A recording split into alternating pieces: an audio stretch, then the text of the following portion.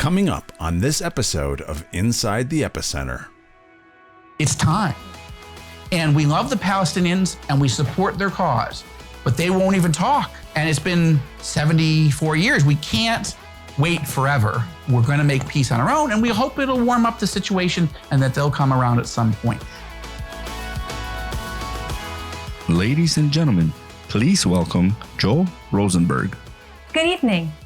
In his book, Joel joked that in a White House meeting with President Trump, Vice President Pence, and Secretary of State Pompeo, all that went through his mind in the entire meeting was a line from a Sesame Street song, and I think you all know it. One of these things is not like the others. One of these things doesn't belong. Now, I wouldn't be kidding if I said that song is not running in my mind right now, because after reading the book and learning of all the important meetings and conferences Joel's invited to and attends, all the world leaders he has sat down with for hours, I can't believe he's here with us tonight and is about to sit down with me. But he is, so let's invite him up here before I lose my nerve. Ladies and gentlemen, Joel Rosenberg.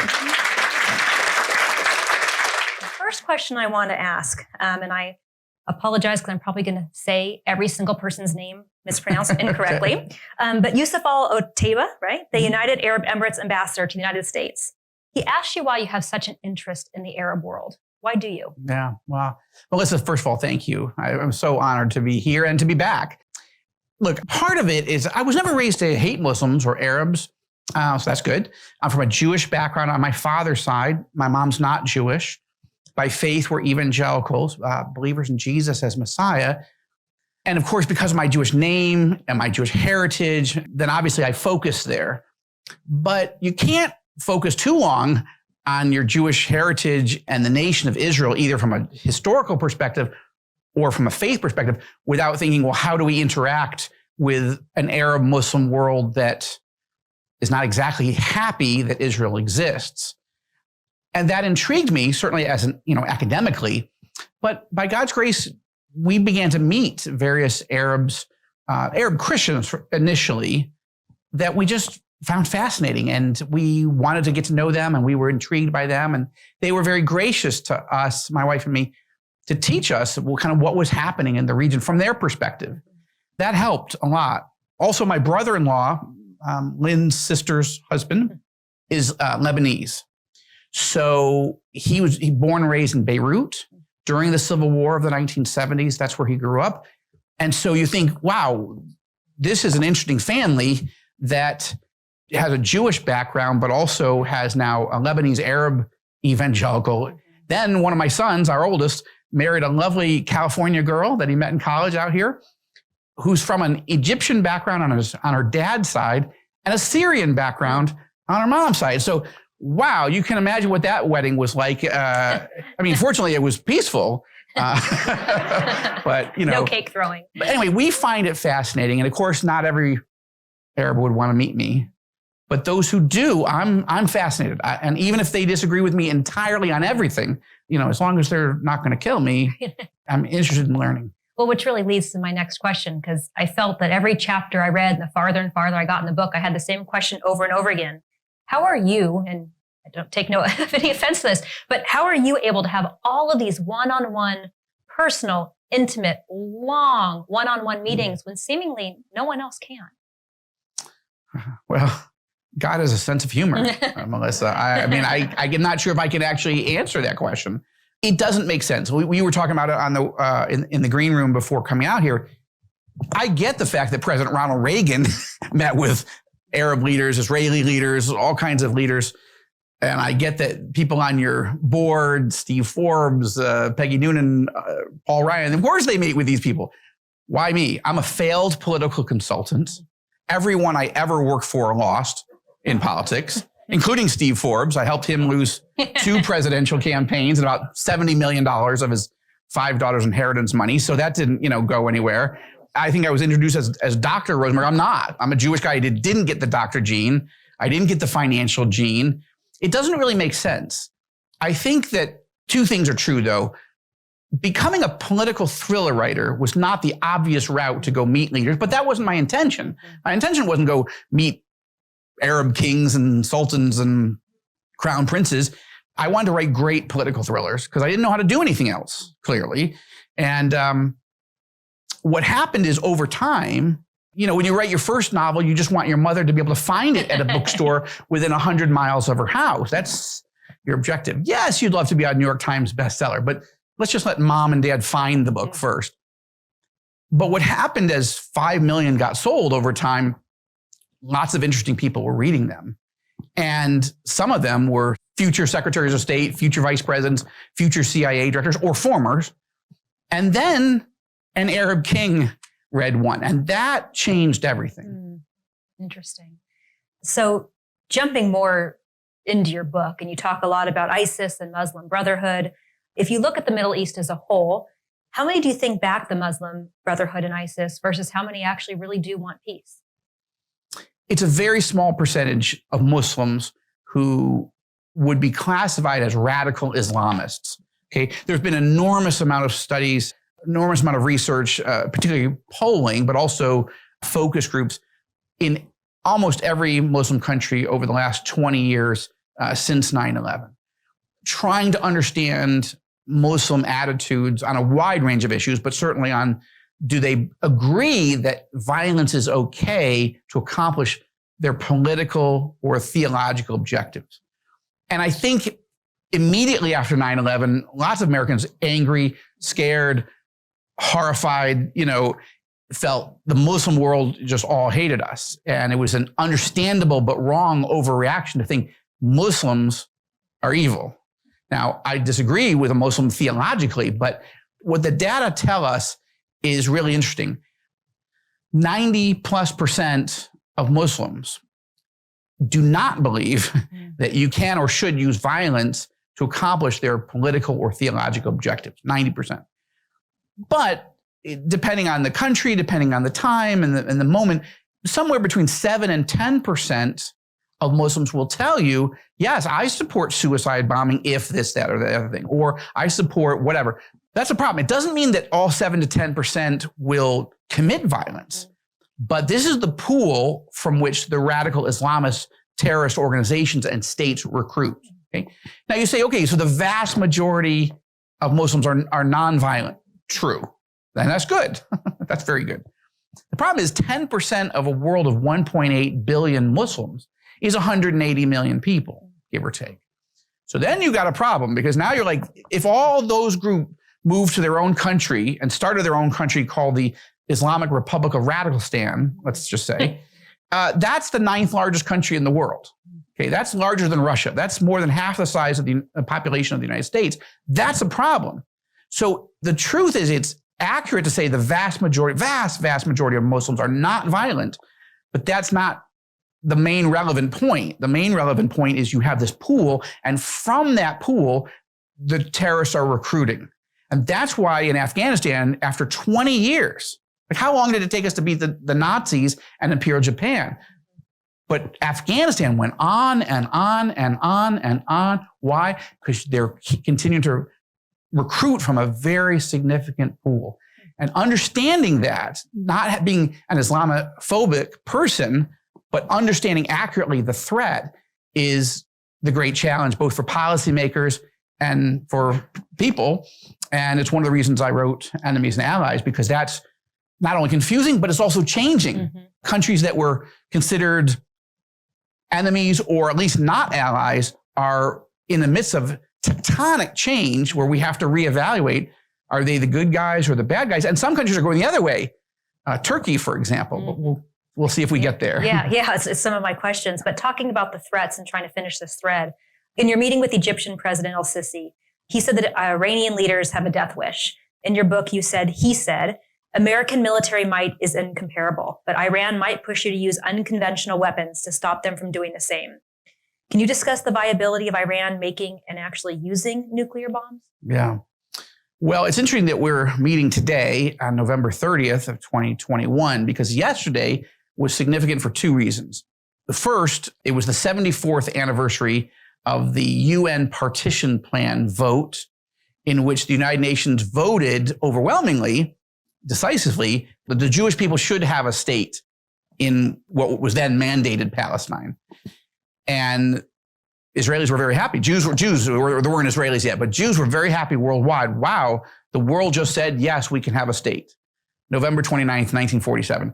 Of course, all the Arab states voted against, and on May 14th, 1948, Israel declared its independence, and then the Arab world attacked. That's significant, but then the other piece is the world just began to re-engage yesterday, the Iranian regime, in nuclear talks, hoping to persuade Iran to come back into some version of the Obama-Biden nuclear deal of 2015, known as the Joint Comprehensive Plan of Action, the JCPOA, kind of clunky. Inherent in those negotiations is the belief, or at least the wish, that the Iranian government wants some pathway back onto the highway of international community and fellowship among nations. That's, I think, a very tenuous assessment. I'm all for pursuing diplomacy because it beats war, but I think you really have to be looking at the nature of the regime. What do they say? What do they do? Is there any evidence that the Iranian regime wants peace, wants to give up a nuclear program? And I would argue the answer is there is very little evidence, except a general sense that why would someone want this? Why do you want sanctions? Well, just give up this and we'll give you that. When you look at the theology, the politics, what are these leaders saying? And not everybody, we're talking about the supreme leader. It only really matters what he thinks. And he's the driver of the let's eliminate Israel, annihilate Israel off the map, and bring down the great Satan. Is that just rhetoric? Well, we Jews know what genocidal rhetoric can lead to terrible places. And if you assume, well, it's just for public consumption, they're just trying to rile up the masses, that's a mistake. And it's a mistake that Churchill understood and Chamberlain didn't. So nobody in our part of the world, where I live in Israel, can take that type of rhetoric casually. So all that to say, I believe that Iran wants nuclear weapons. I believe they're willing to give up almost any other luxury to get those nuclear weapons because they believe that they won't be stopped. They don't believe the Trump administration was going to stop them. They don't believe the Biden administration is going to stop them. They're pretty sure that the American leadership, whoever they are at the time, will prevent Israel from stopping them. And therefore, I think they believe that they've got a clear path and they're just looking for the moment. Do you think they think that they not only will they get them, that they will actually use them? So I believe in taking evil people at their word. Yes, evil people lie when they're trying to obfuscate their evil. But if you look at actual writings and speeches, more often than not, an evil leader is very open, especially earlier in their career, about what they want, right? Adolf Hitler may have lied to Chamberlain, but he had written Mein Kampf. It didn't take a rocket science, let's say, German or otherwise, to understand what his objectives were. So I write novels that often people say, oh my gosh, it's like so prescient. It seemed to come true. How, were you some sort of Nostradamus or a psychic or a prophet? No, I read what evil people say. I believe them. And then I run a war game in a novel that imagines what if they did it or tried to do it. And it's amazing how many educated people in Washington and Brussels and London and elsewhere go, they're not going to do, they're just saying it. Really? Really? We came to Washington, Lynn and I, when we first got married, we moved to Washington in 1990. And what happened? Saddam Hussein was massing hundreds of thousands of troops on the Kuwaiti border. And I remember everybody in Washington, it seemed, the McLaughlin Group and Meet the Press and all the pundits, and they're all saying, no, Saddam's not going to invade. He's just trying to drive up the price of oil. He's just saber rattling. That was the term, saber rattling. He's just trying to flex his muscles, show who's who. And I remember saying to Lynn and people that I would meet, I'm like, it looks like he's going to invade. Like, I obviously don't have a master's degree in this. I was a film major, for crying out loud, at Syracuse. I don't have a degree in, I'm not an Arabic speaker or a Persian speaker. But it looks like obvious that he's going to invade. And then he did. And everyone seemed shocked. Like, what town am I in? These people are smart. Why are they telling themselves, convincing themselves that this evil person isn't going to do what he said he's going to do, what he's about to do, what he's preparing to do, what everyone fears he's going to do? it doesn't make sense. But there is a disconnect in the policy communities.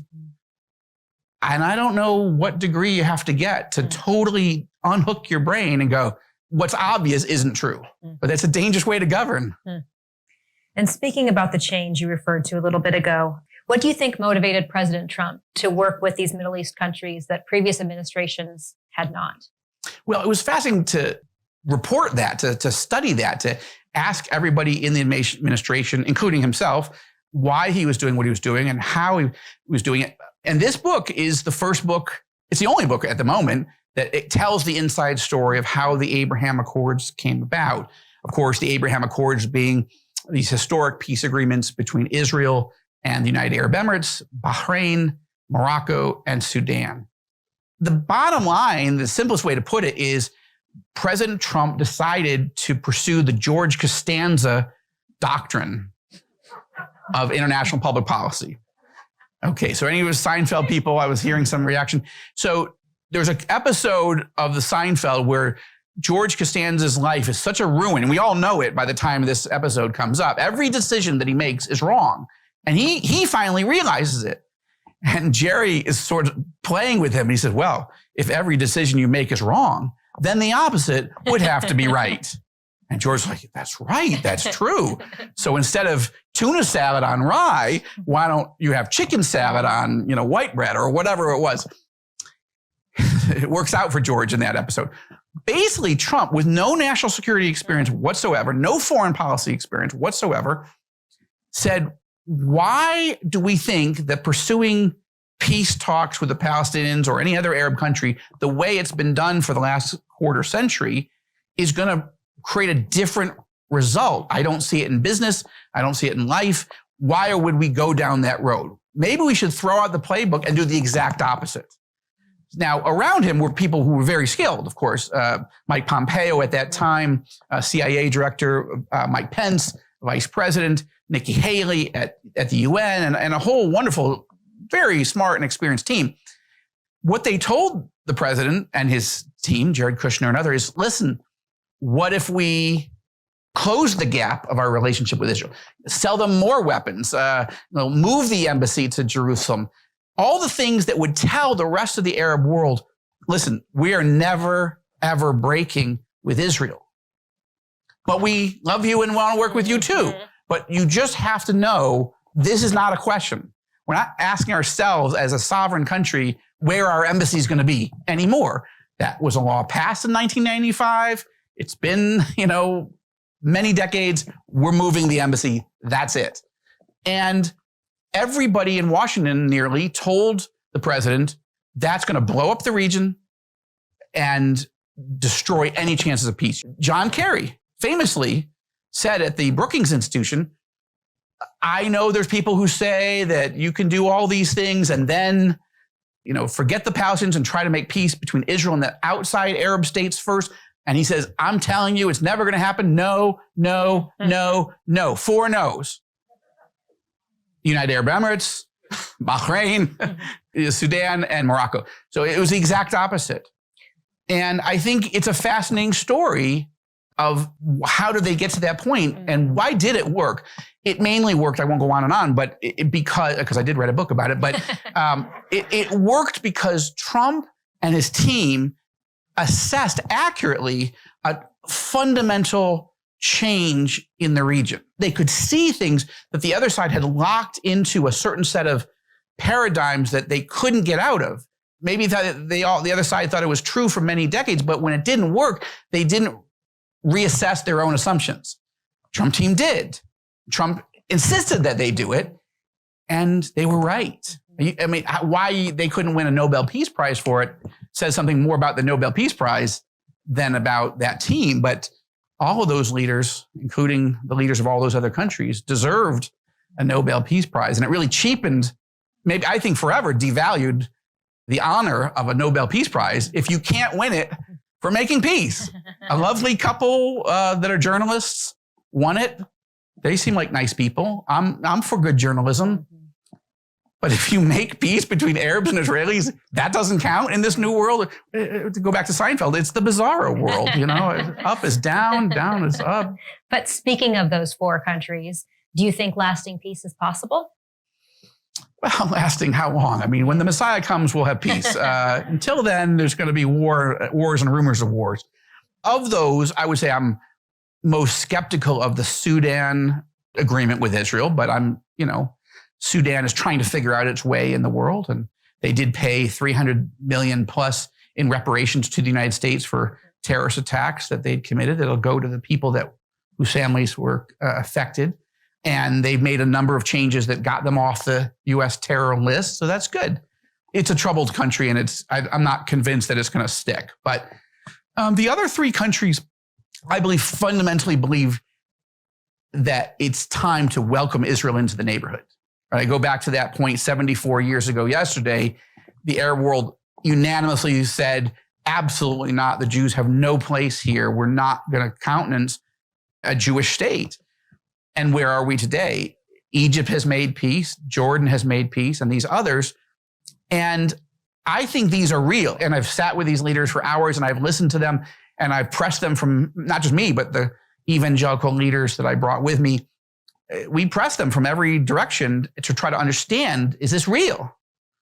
And it's exciting when it's real. Mm-hmm. I'll just say real quickly, I tell the story in Enemies and Allies of, we had almost 3 hours with President El-Sisi, the first trip that we made, and we were only supposed to have an hour. So that was wonderful. And it's all on the record. So it's all in the book. But at the end of it, his staff basically said, now, are you going to see Jihan Sadat, the widow of President Anwar Sadat, who made peace with Israel first? And we said, no, we don't even know her. We said, no, we have to do it. So one of the aides calls up Mrs. Sadat and says, can this group come over? And she said, sure, come have tea. Okay. So in a few hours, we're in the home where Anwar Sadat planned the sneak attack on the highest holy day of the Jewish calendar, Yom Kippur, 1973, and nearly destroyed the state of Israel. Israel almost used, so we read, nuclear weapons to defend itself. I mean, that was bad, the October Yom Kippur War 73. That's the house where he planned it. We were in the living room where he did it. But that's the same living room where he decided to come up with a sneak peace attack, as it were, peace initiative. I'm going to go to Jerusalem. I'm going to speak to the Knesset. I'm going to offer my hand in peace, and it may take a long negotiation.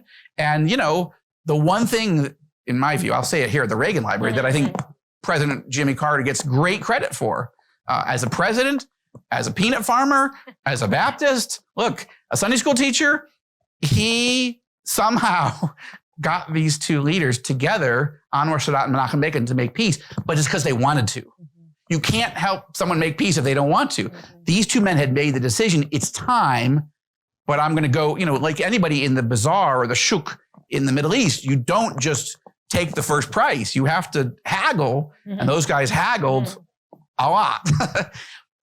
I believe these other leaders have made this decision. It's time. And we love the Palestinians and we support their cause, but they won't even talk. And it's been 74 years. We can't wait forever. We're going to make peace on our own, and we hope it'll warm up the situation and that they'll come around at some point. These are fundamental changes. And it's amazing to have not just a front row seat, but almost a backstage pass to sit with these leaders. The UAE Crown Prince Mohammed bin Zayed, MBZ, told us 2 years before he made the Abraham Accords deal, the first one to do it, that he was going to do it. Mm-hmm. We were shocked, but it was off the record at the time. We were walking out with this huge headline coming out of the palace, and we couldn't say anything. So, as evangelicals, we had to keep our word. We told him we wouldn't, we didn't. But boy, he kept his word. And I tell the story of why and how he got there in the book. Now, speaking about both sides wanting peace, to make peace, one of my questions is, you have a section or a paragraph, you talk about Putin. How do you think we went from Reagan and Gorbachev working together towards peace to Putin building nuclear weapons to take everybody down? Yeah. Well, how much time did you say? Exactly. All night. Yes. As he would have said, well, that's quite a story. Okay. Putin factors into this book a lot, and I do a mini profile of him. Let me step back for one moment to say that it's actually the Reagan model of peace through strength, being willing to haggle in the bizarre, but not give up and hold your ground, showing the other side that there are certain things you won't compromise on, that the Trump team, Pence, Pompeo, Jared Kushner, their whole team, really drew on. Meaning, by strengthening the relationship between the United States and Israel, it was showing we're strong and our ally is strong. And if you want to play with us, we'd love to, but we're not changing this. And they kept doubling down, tripling down, quadrupling down on Israel. Everyone told them that wouldn't work, but they were taking a page right out of the Reagan playbook. Secondly, they didn't go into negotiations and were so desperate for a deal that they took the first offer that came. Reagan, of course, Gorbachev wanted to make deals, but why did he want to make a deal with Reagan?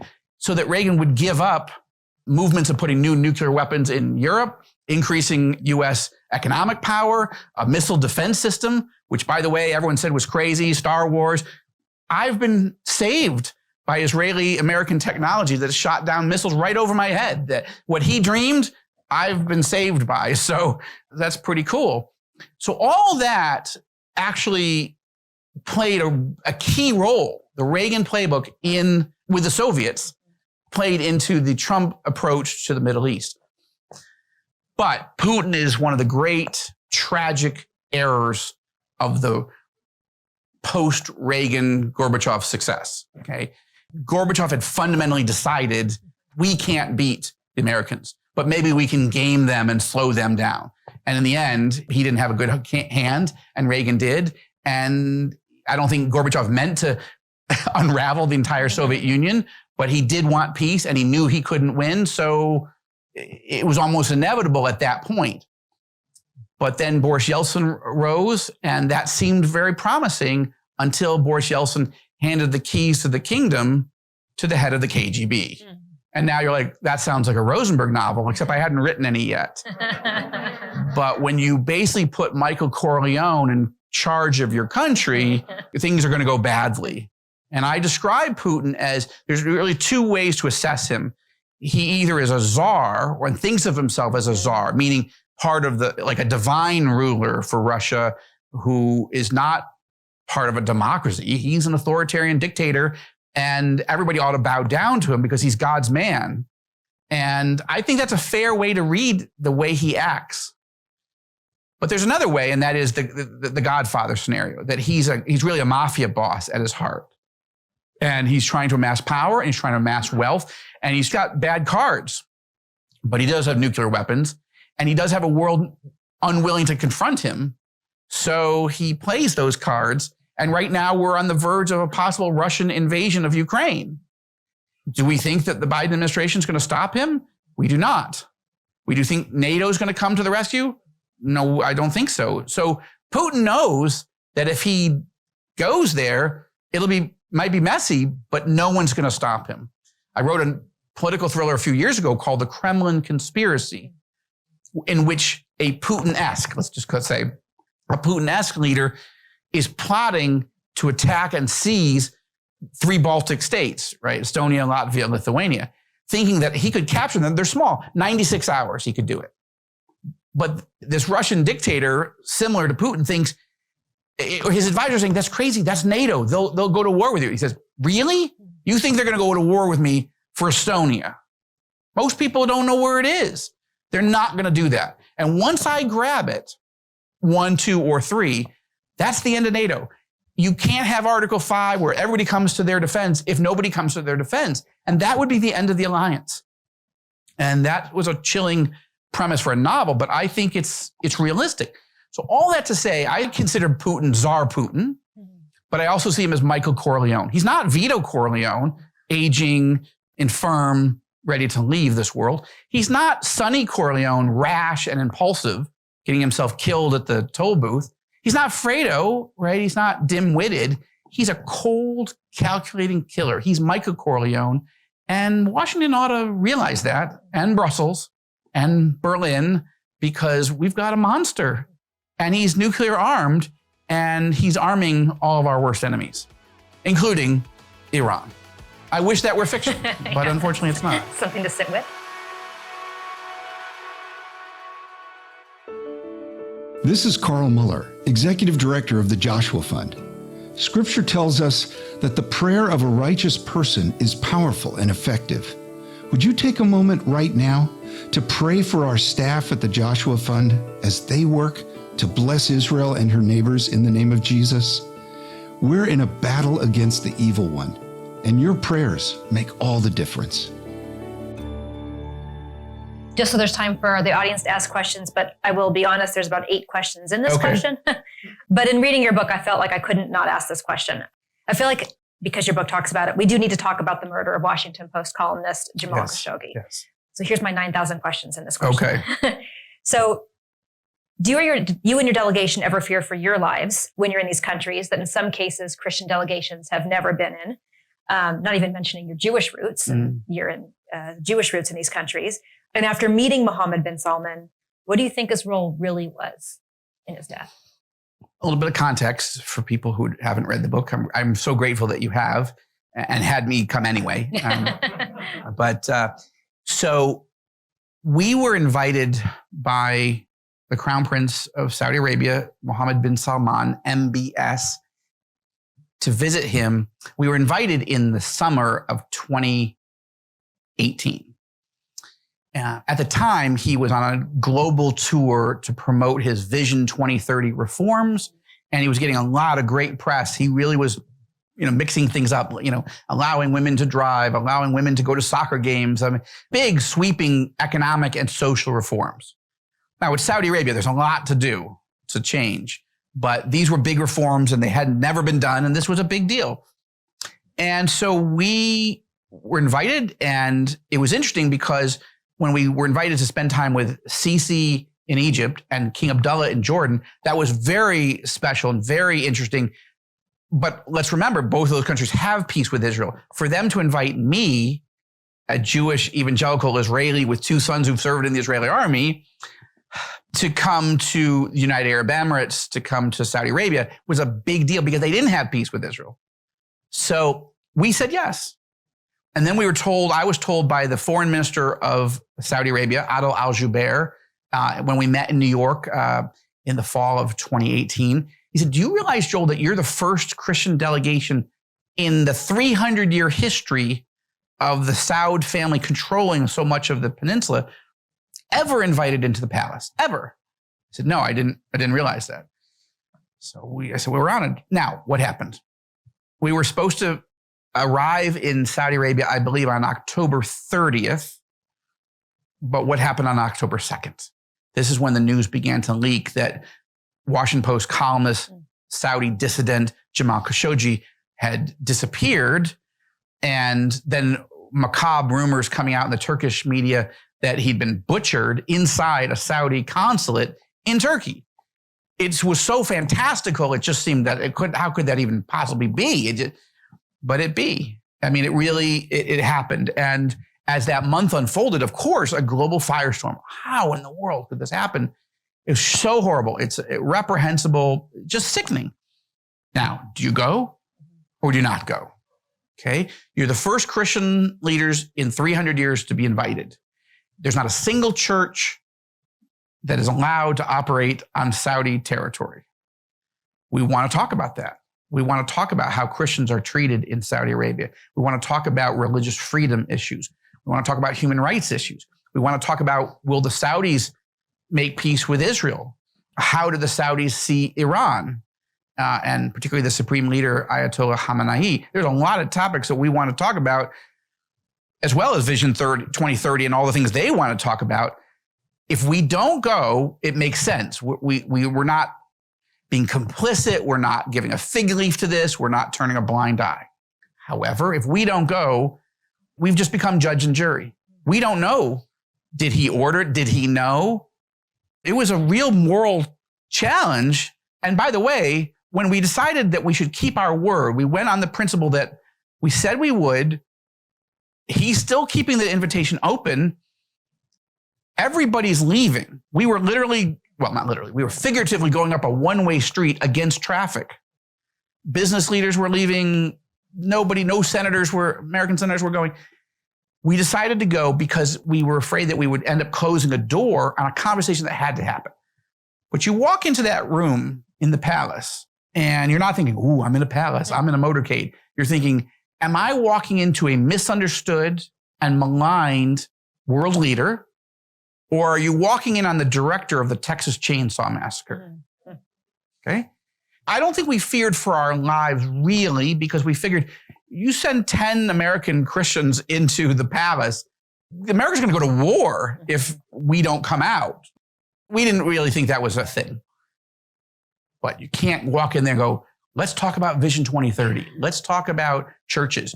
You have to start with Khashoggi. And how do you do that? How do you ask a man eye to eye, as close as you and I are, did you order the murder of Jamal Khashoggi? And of course, as the leader of the delegation, that fell to me. So we had that conversation. And it was on the record, and you can read about it in the book. How many of those questions did I answer in your... I think you got it. Okay, did I get them? Thank you. But I don't want to give the impression, and I don't give the impression in the book that was easy, or that I can tell you today, Melissa, whether he ordered it or not. I do deal with all the documents that have been released and those that haven't. There is not a single piece of evidence that has been publicly released that can confirm that he did it or that he knew. The Biden administration did release earlier this year, and it just happened just in time to shoehorn this into the book. They put out a 4-page memo from the Office of Director of National Intelligence.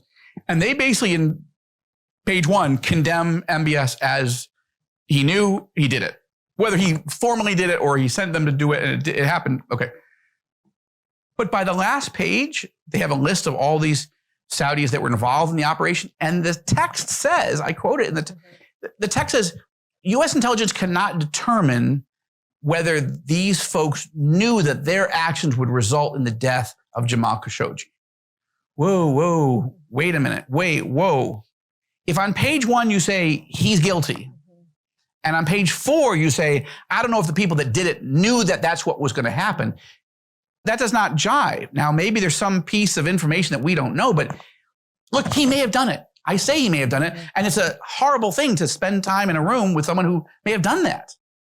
But 2 points are important. One is the United States is working with Iran. As we speak, they're trying to engage with Iran. The current president of Iran, Ibrahim Raisi, he's under U.S. sanctions for murdering 30,000 of his own people. Biden administration doesn't have any problem with dealing with butchers as an enemy, but as an ally, they, even without proof, okay, so that's the thing. But the other side is this issue of proof. The entire argument, everyone I've talked to, everyone I've interviewed, every quote you'll see in the book, including a wonderful member of your board, the publisher of the Washington Post, who was furious with Biden because Biden is still engaged with the Saudis, though he did put out that memo. But here's the case. The case is MBS must have known because the system is set up so that he would know. It strains credulity that he didn't know. Whether he ordered it, it's a little bit, but he had to have known, and therefore he could have stopped it. That's the argument. Let me just say that when you argue it that way, you think, it's a pretty tightly held system. How could he have not known? But here's my problem. If you go into a court of law and you say, here's all the circumstantial evidence, but you say, but what about this, and this? This is how people get off. Because if you just decide he's guilty, well, then why are we having the discussion? But if you have to say, I got to prove that you're guilty, well, you must be guilty. That leads us to 2 points. George W. Bush, CIA, Iraq, Saddam Hussein. Saddam must have had chemical weapons. He did before. He's used them. He kicks out the inspectors. He won't let us come see what he's got. He's got them. What was George Tenen's favorite line? It's a slam dunk. And I thought so. I wrote a novel based on the whole premise. It just wasn't true. I mean, there were some weapons that were not, we need to worry about. And I'll give you one more, Donald Trump. He must have colluded with the Russians. How could this guy have beat Hillary Clinton? He didn't think he was going to do it. His staff didn't think he was going to do it. The day of the election, nobody thought in the Trump team they were going to win. He wins. he must have cheated and he must have used the Russians. It's obvious, except that they spent $30 million and Robert Mueller there was no evidence. Like, whichever side you're on that, just let's remember, on a Republican who went to war, a war I agreed with still to this day. But if we knew that there were no weapons of mass destruction, we never would have done it. But we were sure. Trump, I don't agree with the Democrat assessment, but I did think maybe it's possible. If you spend $30 million, I guess we all know. This concept of they must have known, he must have known, we have to be really careful of that. Brett Kavanaugh must have been a horrible person. Okay, but when you listen to the evidence, you don't get there. So it becomes your own prejudice. I want that to be true, and therefore it is. But you can't do world diplomacy based on that. And unfortunately, sometimes you have to work with characters that have less than savory positions. But the question is, how do you get them to move? And the last part I'll say, because now I'm really going on into a speech, is the Biden administration is working with President Erdogan in Turkey. Turkey's going to the dark side. There's no talk of not working with Erdogan. Why not? Why isn't he being kicked out of NATO? He's buying weapon systems from the Russians. He's a NATO ally. There's no policy, there's no provision to kick somebody out of NATO. So what do we do? But Biden's not getting tough with Erdogan. So this is a problem. It's a problem because Erdogan's going to the wrong direction, in the wrong direction, and we're working with him. MBS is going in the right direction.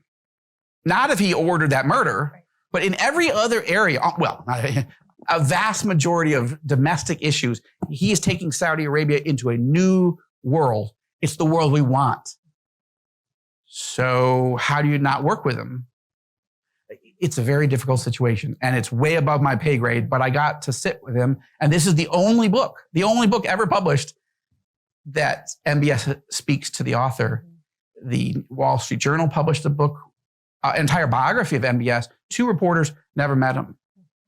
New York Times, entire book, Ben Hubbard, bureau chief, never met MBS. It's a biography about MBS. I'm not saying you can't do it. I'm just saying this is the only book. If you're curious, you may hate MBS, but at least read it. I'm not trying to make the case for him, but I think this is the fairest book there is. And it's the only book there is that the author has met him. Okay, you ask a question like that, I can't give you a yes or no answer. We probably have time for 1 or 2 questions. So please wait for someone to bring a microphone to you so that people at home can hear your question. Go ahead, Tricia.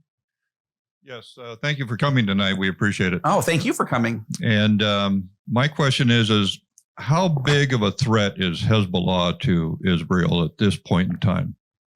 Well, my temptation is to say you need to read my most recent novel, The Beirut Protocol, but I will give you an answer for free.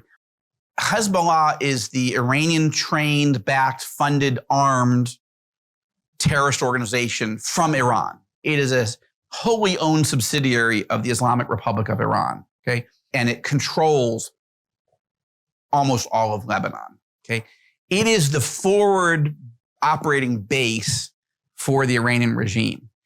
And in 2006, Hezbollah fired 4,000 missiles at Israel in a 34-day period called the Second Lebanon War. It was it was prior to when we got there, but it was brutal. And today there are 150,000 missiles in Lebanon. Then they had maybe 10,000 and they fired 4,000. But now they've got 150,000 missiles aimed at Israel. And if Israel decides to bomb Iranian nuclear facilities because they believe that Biden won't, and because it's becoming this close. I mean, the talk right now, you go to All Israel News, allisrael.com, that our story, one of our lead stories this week has been the prospect for a diplomatic solution on Iran's nuclear facilities are fading, and the prospect of an Israeli strike are rising steadily. That's dangerous. It's dangerous because Iran knows that Israel knows that if we strike them, they are very likely to unleash some portion or all of their 150,000 missiles. We have missile defense systems, the best in the world, but we don't have defenses that can stop 4,000 missiles a day coming into Israel or more. That's how dangerous it is. So Hezbollah has killed more Americans than any other organization, terrorist organization, except Al-Qaeda.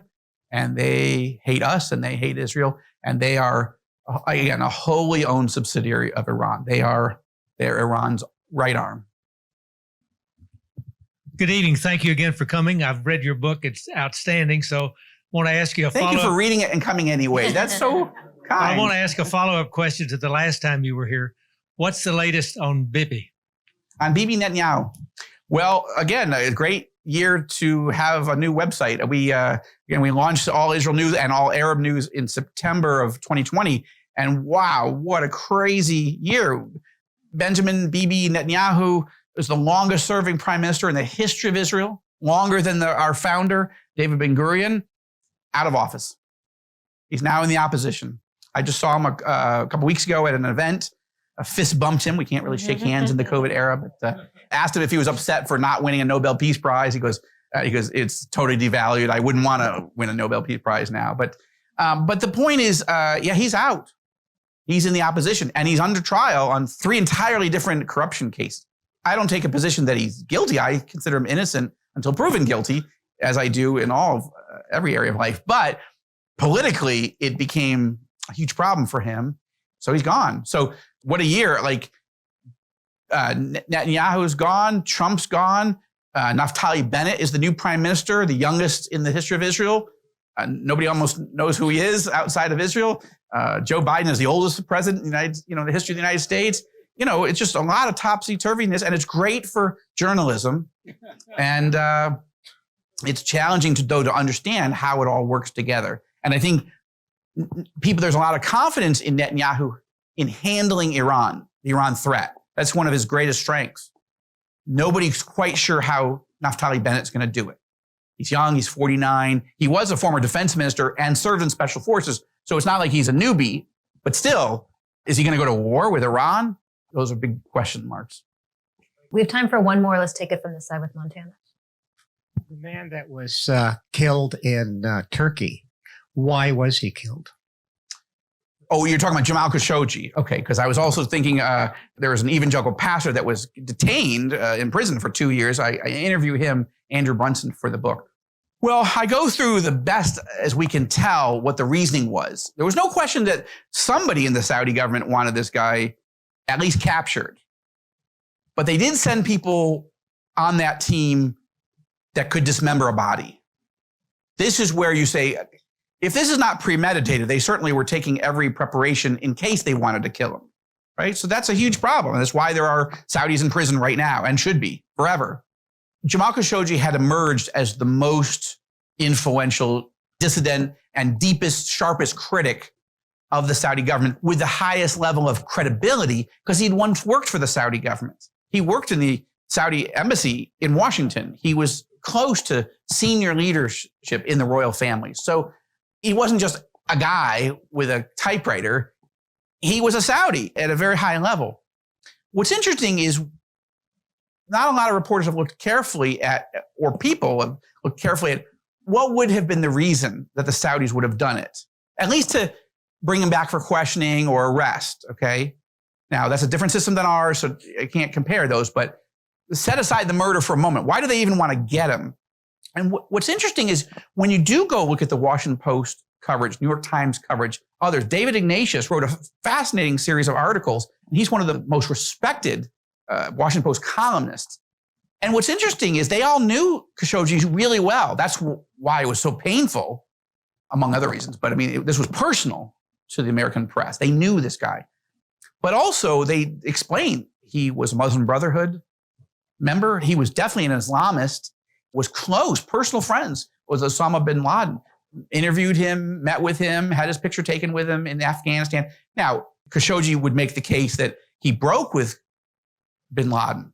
But there are pictures of him with Kalashnikovs and RPGs in Afghanistan. Anyway, there's a whole case that Khashoggi was running a very sophisticated attack operation against MBS personally and against the royal family. And he had 2 million Twitter followers, something to that effect. So this is a guy with a big megaphone. But that's not justification of murder. It's not justification for arrest, in my view. It's not a justification for a rendition operation. It's horrible. There's no other way to say it. Despicable, unconscionable, horrible in every possible way. The only question in my mind is, did it come from the top, or did it come from somebody who thought this is what I should do to please the guy at the top? And there's a difference. The Saudis are a very complicated story, but I will tell you, I'll just wrap on this. We need Saudi Arabia. We don't need them for their oil anymore, not for us. We need their oil for Japan. We need it for Europe. We can't just throw this country out. They're a strategic asset for our security architecture in the region. Second, I didn't connect a dot. The rising Iranian threat, not just to Israel, not just to America, but to the Arab world, is what's forcing the Arab leadership to say, if we had to go to war with Iran to neutralize their nuclear program, could we trust the Biden administration to come with us? Could we even trust the Trump administration to come with us? Trump administration did a lot of good things, but would they have gone to war? The Arabs don't think so. So they're realizing, well, then who's going to war with us if we have to? Now, we don't want to, but if we had to. And they're scanning the horizon, and they keep looking at Israel. And they think Israel has the capacity and the will, if they have to.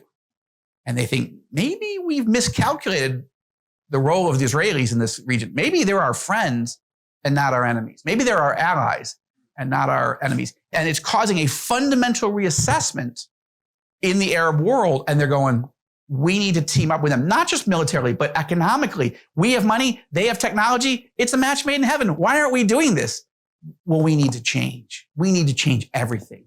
And the Saudis are realizing we're running out of gas. We're running out of oil. So we got to change. We got to become an actual, real, industrialized, high-tech economy. Israel can help us with that. But if you're trying to turn your country from a closed, forbidden kingdom that hates Jews and hates Christians and hates everybody else, how are you going to change? Well, you got to start finding ways to welcome people. If people think that you're a butcher, nobody's going to invest.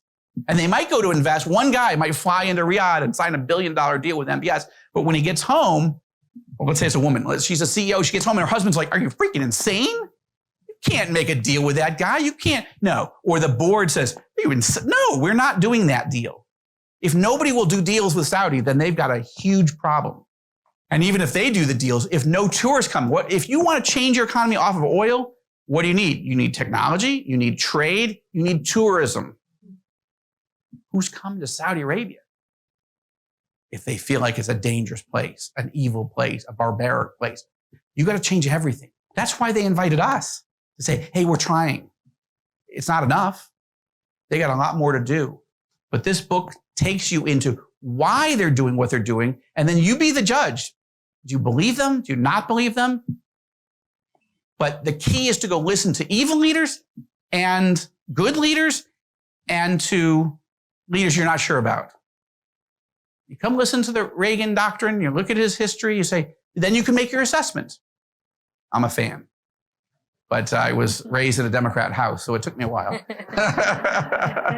And one of my great regrets, of all the people I've gotten to meet, I didn't get to meet him. But I'm glad to be here. Yeah. Thank you very much. Thank you so much for coming. This was fabulous. For those of you who haven't read the book, I don't think we really touched on the fact that each chapter, each section is Joel and his group meeting with that world leader, and the world leader could be an American. And so it's just fascinating to learn about that region, who the leaders are, what's going on in that region, and what his group was able to learn and the progress you're able to make. So I highly recommend you read it. You can buy him in a museum store. He's going to go over there right now and sign him. So we encourage you to go over, and thank you so much for joining us. Thank you so much.